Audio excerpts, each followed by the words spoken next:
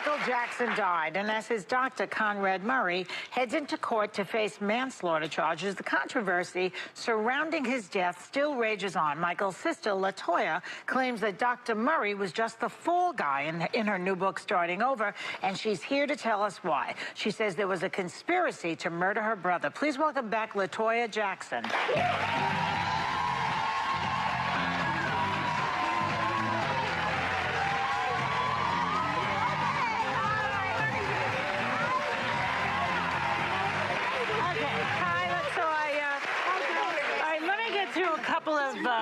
A couple of facts and things. How are you, first of all? I'm good, thank you. How are you guys doing? Everybody looks great. You look wonderful. Beautiful, too. Why, thank you. Okay. So yesterday, a judge refused to delay the trial of Dr. Conrad Murray. It's going to be taking place September 8th. It'll begin. Yes. Okay. He's being charged with involuntary manslaughter for administering these large doses of propofol, which caused Michael to overdose.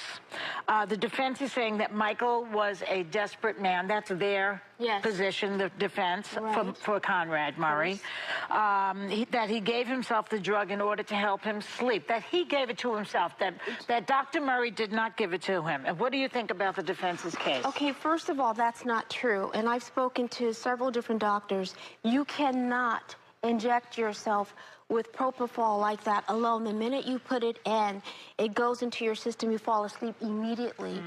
Immediately, and doctors will tell you, and then you wake up after that. So somebody had to be standing there administering this to him. You mean the minute it goes in, you fall asleep, and then you wake up immediately afterwards? No, not immediately. Within 9 minutes or so, unless they're continuously doing it, something of that nature. So he would not be able to overdose then? He would not be able to overdose had he done this himself. And I knew that that would be a subject. I knew it would come back because I was over Michael's body and handling everything, all the situations.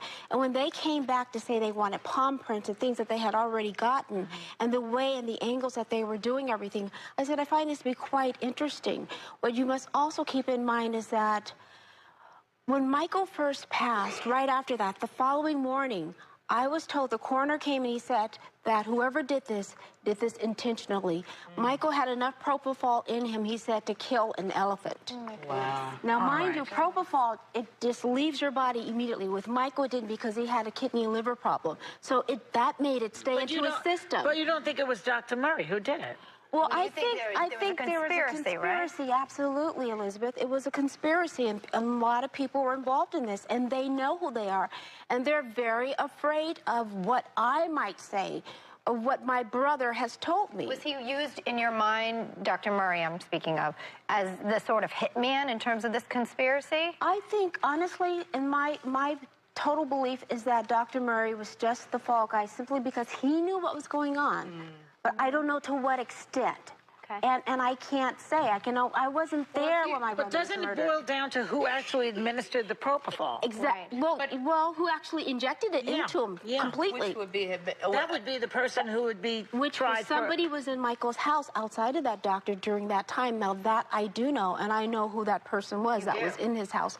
Now whether that person did that or not, that I don't know. But if you're saying that Dr. Murray is just the fall guy, and that there are people, you know, way bigger than him that was behind this, what do you want to see happen to Dr. Murray? Well, first of all, let's look at it this way. If Dr. Murray, let's think about something. Now, if you're hiring an artist to sing for you and go out and perform, and you hire a doctor as well, the first thing you tell that doctor, if he asks for an aspirin, don't you give it to him until you consult us.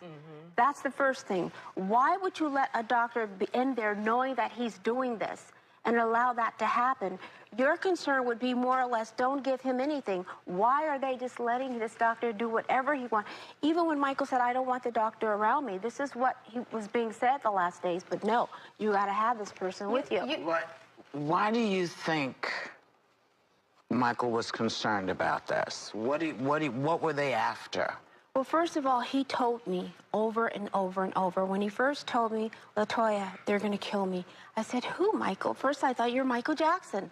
Nobody in their right mind would ever think of doing anything like this to you. That's what you think.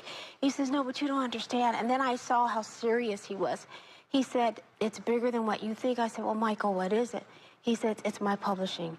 They're after my publishing. They want to take it. As you guys know, my brother had one of the largest catalogs in the world, meaning music-wise. The Beatles collection was one of them. He owned the Beatles, yes. Yeah. There's an elevator music that you hear, just everything, basically a piece of every artist. I'm really intrigued because you say that there was somebody at this house and you know who it was. Can you say who it was? No, I cannot say, because there were other people in the house as well. Because I prefer not to at the moment, but I will say this. I would love to have a one-on-one with several people. One person I would love to have. Safe? I would love to have a one-on-one with probably. I mean, I don't know if Did you say that because you think that you could instinctively get from them if they had a hand in his death or not? Why don't you leave it to the law to deal with this? who this Yeah. person Okay, you said leave it to the law to deal with this. Yes, of course, the law is dealing with this. But however, you must think about it this way. Joy, if you had a brother or sister that passed, and you knew that your sister or brother were telling you that they were going to do this to him, that it was a group of people, and this is what's going to happen to me step by step, the way he said it, not only to me, but to my mother as well, wouldn't you be concerned and wouldn't you be involved to find out who did it? Yes, I do, but ultimately it will be up to the legal system to deal with this. But you could be called as a witness by the prosecution. But of course, they consider that hearsay. Yeah, that's, of course. Does your family, I know you guys talk, you're very close. Do they agree with the conspiracy theory? Oh, yes. Oh, They yes. do. A lot of the members agree with it. Absolutely. Are you kidding? Okay, now now the Jackson estate, it's not run by anybody from the Jackson family. Nobody from the family. It's run by two men who you feel were part of the conspiracy. Now, have Michael's kids, have anybody in the family received any money from his estate currently? As of last week, from what I was told, no. No, No. you haven't gotten any money. No, from what I was told. Okay, now we have to, I have to read a quote from the Jackson estate. It says, quote, "The outrageous and obviously false statements made by LaToya Jackson are further examples of her willingness to say anything involving her brother for attention and money," end of quote. They go on to say that... Stop there. Well, I got to read the entire quote, LaToya. Okay. They go on to say that Michael appointed them as his executors and say, quote, "Their success in generating unprecedented revenues from Michael's estate, coupled with their persevering, protecting, and enhancing Michael Jackson's legacy speaks for itself." What do you have to say to that? I have to say, first of all, to everybody, for attention, I don't need the attention. I'm LaToya. I'm known. I don't want to sound pompous, but I'm known all over the world. Yeah. I don't need the money. I have several different companies. I'm well off, very, very well off. What you have to look at and think about, look at it this way. These are the guys that knew Michael was worth more dead than alive. And what are they doing?